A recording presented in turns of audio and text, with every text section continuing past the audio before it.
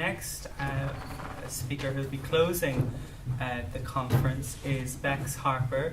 Bex completed a PhD at the University of Nottingham entitled Does She Belong? Representing Queer Women in German and British Film and Television, 2000 to 2010. Bex is currently working, and if I can just embellish her bio, she's currently working at the most prestigious university in Ireland, Maynooth University, on a project entitled The Cultural Transmission of Motherhood in Europe.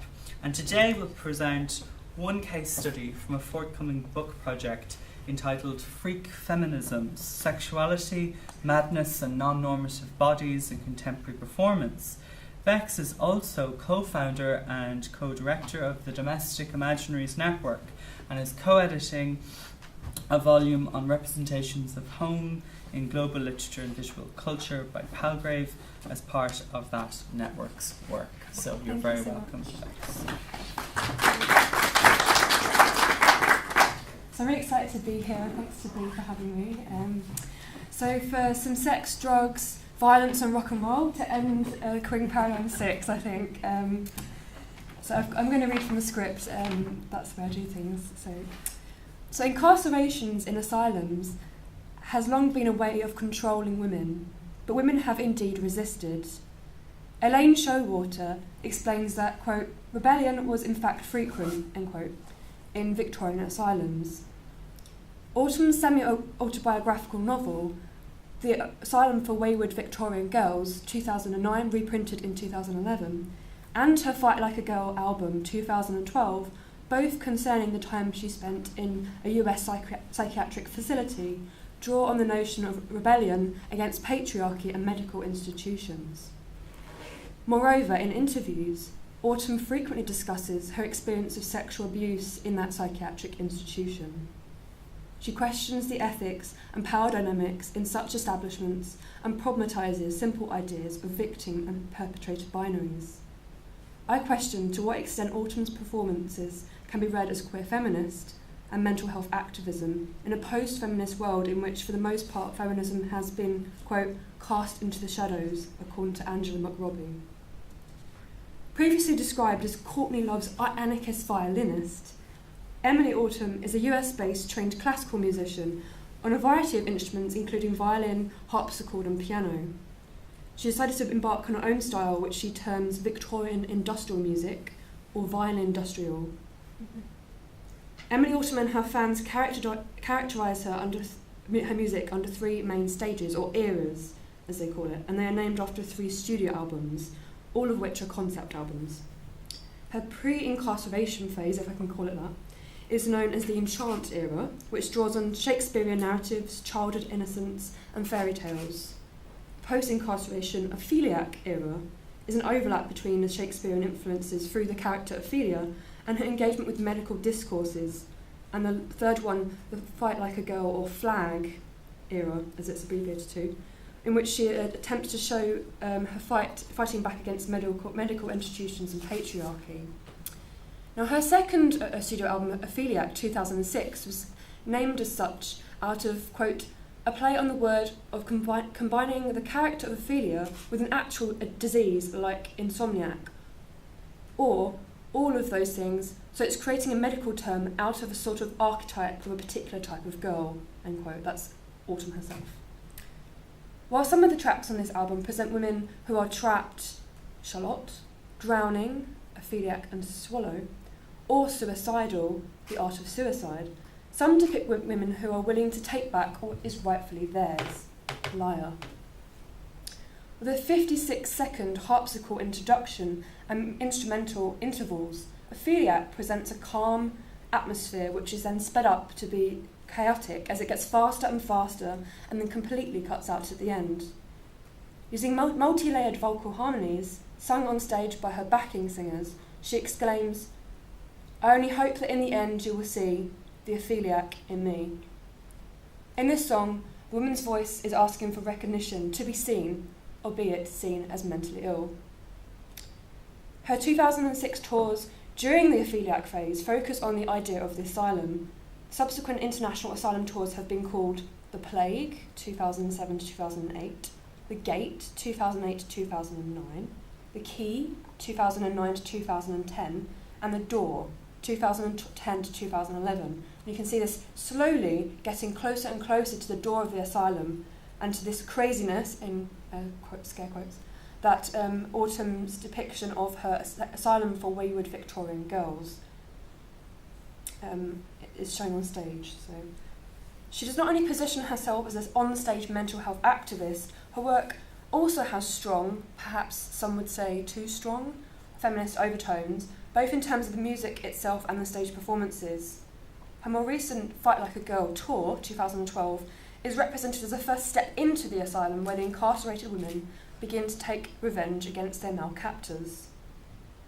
Autumn's work can be seen and characterised as activism, but a troubling one. Her performances verge on misandry and use lesbian desire in a problematic way. So what is the appeal of Autumn's staged Asylum for Wayward Victorian Girls? Well, anyone who's witnessed a stage performance by Emilie Autumn can see the spectacular extras that go with it. Unusual props such as cakes, teacups, toy rats, a wheelchair, which is problematic, and we can talk about that later, and even a teddy bear called Suffer, just to get into the very gritty stuff.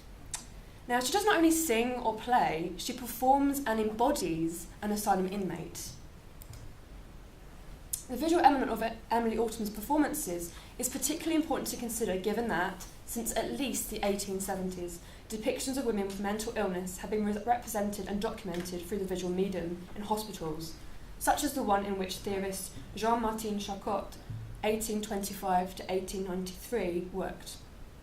Elaine Showalter explains that, quote, by the 1880s, a professional photographer, Albert Londres, had been brought in to take charge of fully fledged photographic service in Charcot's hospital, and the photographs were subsequently published. And here's one I'm going to talk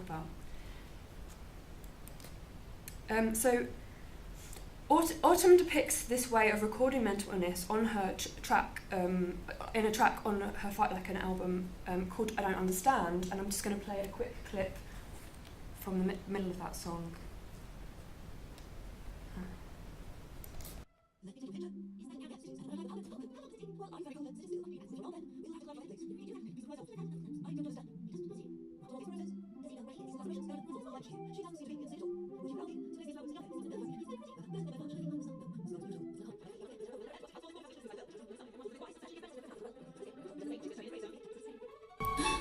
So you can hear, again, the references to Shakespeare in her work there as well.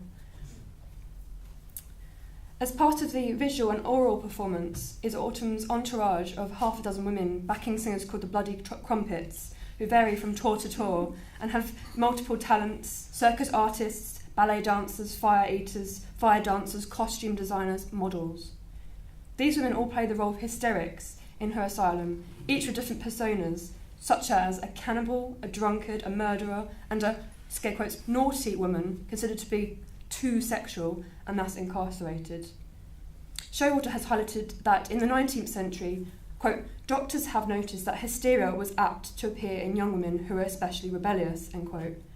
And Charcot believed that hysteria was linked to female sexuality. Charcot's experiments with hysteria shows made some of the female patients into hysterical stars through his repeated photographing, such as the teenager Augustine, who subsequently, quote, began to rebel against the hospital regime, and the doctors gave up their efforts with her case, and she was put in a locked cell, end quote. However, Augustine managed to escape, disguised as a man, and no one ever found her. Autumn seems aware of this history of mental illness and asylums, and alludes to rebellion as exactly the way the women escape her staged asylum, even including key elements of Augustine's dreams of, quote, fire, blood, rape, hatred of men, revolution and escape, end quote, as major themes in her Fight Like a Girl album and performances of it. At times, the asylum becomes a hybrid space of not just a staged asylum, but a staged stage within the asylum, such as in her song Girls, Girls, Girls, where the inmates are sexualised and depicted as difficult women who are inconvenient in a male-dominated world. I'm just going to play a short clip.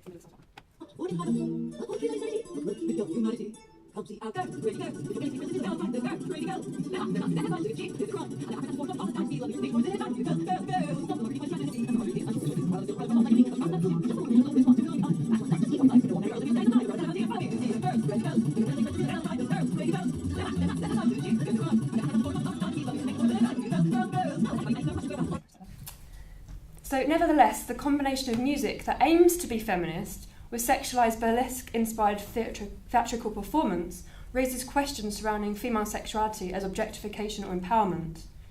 The use of the audience's gaze on the women is most apparent during The Rat Game, an onstage game played on many tours where one of Autumn's backing singers, the burlesque performer Veronica Varlow, is present. The game involves Varlow asking for a female audience member who has never experienced a same-sex kiss to volunteer to kiss her on the stage. And actually this is pre-arranged before the show, most likely. Then both the women take the pose of a rat, creeping closer and closer until they kiss in front of the audience. It seems, however, that this use of female sexuality is merely to maintain the audience's attention and maintain Veronica Varlow's persona of naughty Veronica for the sake of the neo-Victorian asylum setting, more than it is to serve to illuminate LGBT rights or queer visibility. The neo-Victorian costuming of corsets and bloomers is skimpy and sexualises the female body, and in some photo shoots, Autumn has appeared in nipple tassels. Eckhart Voigt has read the performances as, quote, overly eroticised display of femininity, end quote. Yet Emilie Autumn has stated that this harnessing of female sexuality is her enactment of feminism. And that's just one of the shots from, it's kind of see, from the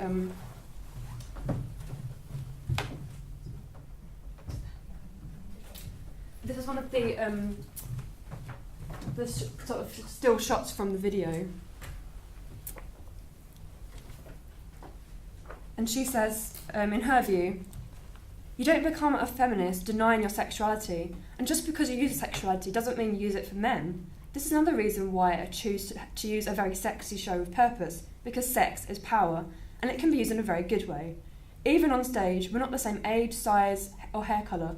We're just girls that go around with the freedom of expressing ourselves in all the possible ways, not being afraid. The refusal to be afraid to express oneself and taking revenge are two themes that reoccur throughout Emilie Autumn's work. Autumn characterises herself as a survivor, one who wants to raise awareness that methods in today's psychiatric facilities have not really changed since the Victorian period, but does so in an attractive, excessive manner on stage. Autumn has previously stated she wanted to feel empowered and use her mental health problems to help others suffering from similar experiences.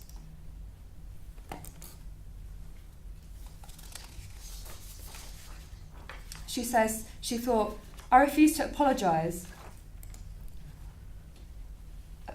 I will not be afraid of this anymore, and I'll have my fucking insane asylum number tattooed on my arm, which I did, because I'm just going to own it and not be ashamed of being crazy or being called whatever, or being on whatever psychiatric drugs I'll be on for the rest of my life. I will own it, and I'll not only do that, I'll make it into something beautiful, and something that can not only help me, but hopefully, if I'm good enough at it, other people. And something that can also pay my rent. And that is the ultimate revenge. Much of her musical focus is on women being taken advantage of or being seen as weak by men. Autumn readdresses the balance by presenting some of the women in her songs as aspiring, strong women who are ready to escape, are revengeful and ultimately get what they want, despite their mental illness or social impropriety. For some, Autumn's staging of the women may recall Klaus Goff's 2011 production of Paul Dukas' 1907 opera, Ariane et Barbleu, whose protagonist, Ariane, tries to free her husband's previous wives, whom he has locked in the basement of his castle. The clinical set design of this 2011 production seems similar to a hospital ward with the women in white gowns. Some of the women are clearly psychologically disturbed from having been trapped for such a long time, but have formed a sisterhood, one that hints at lesbian desire and female cohabitation. Yet in this opera, Ariana is unable to save the women as they wish to stay in the castle and care for their injured husband, despite the way he treated them, and Ariana escapes alone. Emilie Autumn's vision of incarcerated women, however, is one where not just all the women escape, but where they get revenge too. The idea of revenge and fighting back can be seen in her recent tour and album title Fight Like a Girl, 2012, a phrase that she interprets as, quote, fighting without mercy, fighting to the death, end quote. Autumn's separatist form of feminism thus contrasts to other alternative feminist artists such as the Runaways, who explain in their 1970s song, I Want to Be Where the Boys Are. They want to join in, even being one of the boys, singing, I want to be where the boys are, I want to fight how the boys fight, I want to love how the boys love, I want to be where the boys are. The song Fight Like a Girl, however, uses lyrics to emphasise revenge. If there is no such thing as justice, or the best we can hope for is revenge, a hostile takeover, an absolute rebellion to the end. This is our battle cry. Emilie Autumn's debut music video of her song Fight Like a Girl portrays women's abuse in a hybrid space of a Victorian music hall or asylum. The audience observing this staged stage above her staged asylum consists of predominantly wealthy men, despite her mixed-gendered audiences at her live shows. This differentiation, as well as her lyrics, I'll get my revenge on the world, or at least 49% of the people in it, can be read as her attempt to address a hegemonic masculine-dominated world. She hints at the way that women who refuse the status quo are powerful and threatening, and she specifically references rape in the asylum in the way she was references her rape in the asylum in which she was incarcerated for the lines, I'm through with lying still, just a body to be beaten, fucked, and if I'm lucky, left for dead. So who's scary now? Nevertheless, her use of 49% not only casts all men as violent and oppressive, but reinforces gender binaries. The combination of female companionship, the sexualisation of women's bodies, and the women's non-heterosexuality, both in the dressing room, which you see here, and on stage, are portrayed as empowering, enable the women to execute a hostile takeover of the music hall or asylum. However, the idea of empowerment being the cause of their escape is ultimately depicted as mere optimism in the mind of Autumn, whom at the very end of the video is given a key by the guard, who forcefully kisses her, using his tongue to force a key into her mouth, then pushes her into the cell, slams the door, locking her in. It would seem that female sexuality is powerful, but only in the sense that Autumn can get a man to rescue her through her assertion of her sexuality. Hence, while Autumn's work uses lesbian desire, her work cannot be called queer, and her work can only be read as feminist if one's vision of feminism is one that brutally eradicates men, functioning within a strict binary gendered system, and one where the female body is used to woo men into giving women an escape route. Indeed, whilst a boy may be able to fight like a girl, or even fight alongside or for the girls, Autumn sees revenge against all men as the only option, perhaps even the man who gives her the key. I'm just going to show you a clip of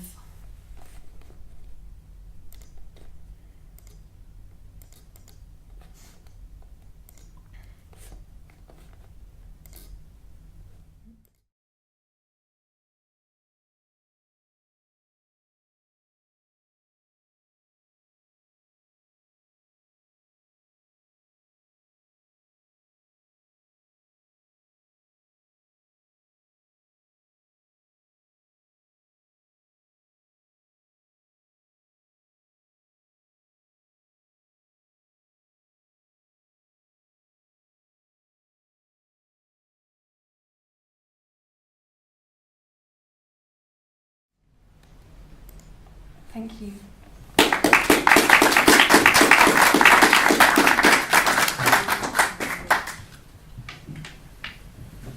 Thanks very much, Bex, for that very interesting paper.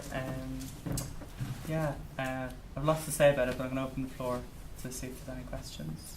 We have time for questions. I think it's more of a comment. First of all, thank you. I didn't know of her work, and it's really interesting to hear of it. And wow, there's Broadway influence in there somewhere too, I think. Anyway, really interesting. I really appreciate your critique, and I think that there's also a question, and you may be asking this elsewhere in your work on her. I think that there's also a, what am I trying to grapple with? There's a deep anger there and I think that so there's another question, even if we may not agree politically with her response, I can tell you that for certain I deeply identify with that anger because I've been in pretty much all the places she has. And the intense silencing not only of assault and domestic violence victims, regardless of gender, which again, part of the critique, right, is that piece is not there. But particularly once you're labeled with a mental health diagnosis, and especially when it becomes visible to any medical personnel that ever see you ever again, that you have been incarcerated, and I use incarcerated, not institutionalized, because it is incarceration. Your voice no longer matters.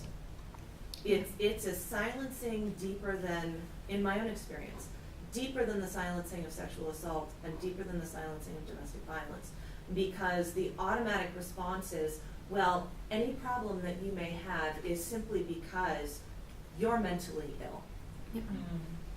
And regardless of the fact, I don't know her situation, regardless of the fact that in my own situation it was all false diagnoses, because no matter how often I yelled about being a domestic violence victim, because my perpetrator was a woman, I was ignored in some of the top research universities that had mental health clinics. So I hear the anger, and I also completely appreciate the critique that the response is problematic. Yeah. And I'm not sure where to go between those two, because I find myself hearing the anger and going, this person's being heard. We're never heard. This person's being heard. And yeah, she's taking it in the wrong direction. And so that's why I say it's a comment, it's not a question, it's kind of a, wow, that's powerful, and wow, she's not quite taking it where I want to see her take it. I think the Apheliac album, where she starts to explore it, is perhaps, you think, oh, she's going to go somewhere really, interesting with this, and then it goes onto the Flag album, and that's when the problems arise. But she has quite a large, 50-50 I'd say, following. A lot of queer people go into her concerts, a lot of men. Some of them were slightly put off by this isn't research, I happen to be a fan, and I happen to find her very interesting, and I wanted to write this paper on how much of a queer feminist she was, and I couldn't do it. Because I started out wanting to write about her queer feminist activism and actually realising that there were a lot of problems with it. Although I think she's a mental health activist, I think we can probably establish that is quite firm. Mental health activist in a way. Oh yeah, right. mental against mental health institutions, but yeah, she's fighting for recognition for people who have, been treated badly through mental health institutions. But I'm, the use of the lesbian desire, the 49% line, there are problems, and I'm not really sure where to go with that. I would love to interview her and ask her, but it's quite hard to get an interview with her, so I'll try. Yeah. Question here? Why does she use those lesbian images? Is there some kind of statement on that she made somewhere, or there are lots of discourses here about putting lesbian desire in that kind of context. So Like, what's her stand? She's not really talked about it. In fact, her sexuality has been very, in terms of the public sphere, very vague. As it turned out last week, I discovered she posted a Instagram photo of the guy in the video who gave her the key, and it turns out that she happens to be dating him. Apart from that, I don't know anything about if she's, you know, been in relationships with women, or, you know, what. But she sort of positions herself as vaguely bisexual, but not really. A kind of, you know, you're not really sure. No, Where but she- is her there own, any comment on why does she do that in these videos? Like, we don't know. It's open like to our interpretation. Yeah, it's not explained in any way, and it's not explained for her personal life either. I presume it maybe has something to do with the fact this is an asylum for wayward girls, so, you know, put loads of women together and sort of, I suppose you could link this to prison dramas, the kind of, you know, what happens in Orange is the New Black, like that kind of, you know, institutions where women are together. I don't know, that's the only thing I can think Because, of. I mean, like, reason behind. lesbianism was pathologized Yeah. very severely. Like, also in the Russian case, like, we had that criminal law against, like, gay men, but, like, lesbians were put in asylums and were treated with drugs and even surgeries and stuff. So, like, I mean, this is so problematic, and then, like, why did she do that? Yeah, and then you've got the naughty Veronica, who's the one who was in the audience, sort of rubbing her bum up against those men, who does this game, the game I mentioned, the rat game, and that doesn't have any function. That's just like between songs. Suddenly this thing comes on and they do this, and then another song happens, and you're just like, what was the point of that? And when you've seen it once, it's like I've now seen this rat game 4 times, and I'm over it, you know. Once you've seen one group of women kiss, it's like, oh. I've seen that before. So I'm not really sure the point of that either. It just kind of... Well, we have other questions. So Oh, yeah, we'll sorry, move on. yeah. Chris, there's a question for you, and then I'll have one comment, and then we'll finish. Okay. Thank you very much for introducing me to an extraordinary person.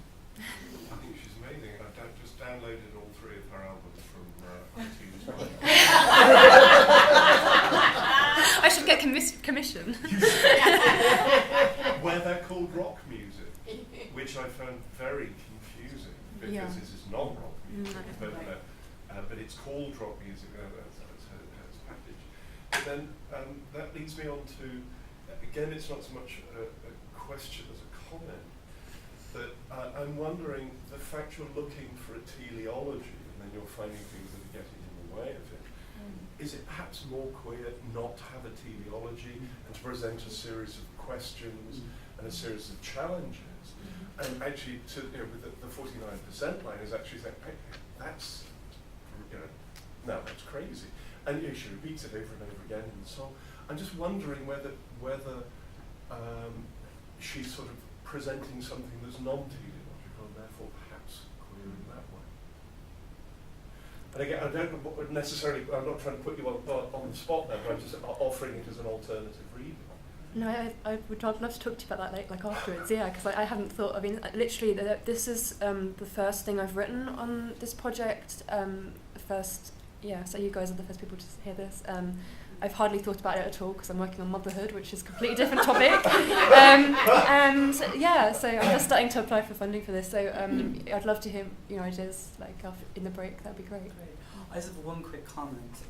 It's about madness and femininity, and I kept thinking of Platt's Lady Lazarus for some reason when I was watching that video. Thinking of I rise with my red hair and I eat men like air, and thinking of kind of women who have written about madness or talked about madness, particularly artists, and kind of just the tension between talking about madness or presenting madness, but in a very kind of cleverly regulated way. So with Platt, it's poetic form.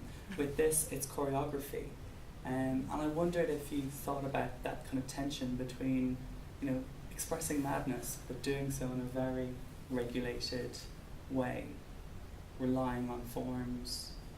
I wonder if it's the history of how it's been represented, like those photographs that were taken by medical professionals, first of all, as a sort of, these were spectacles.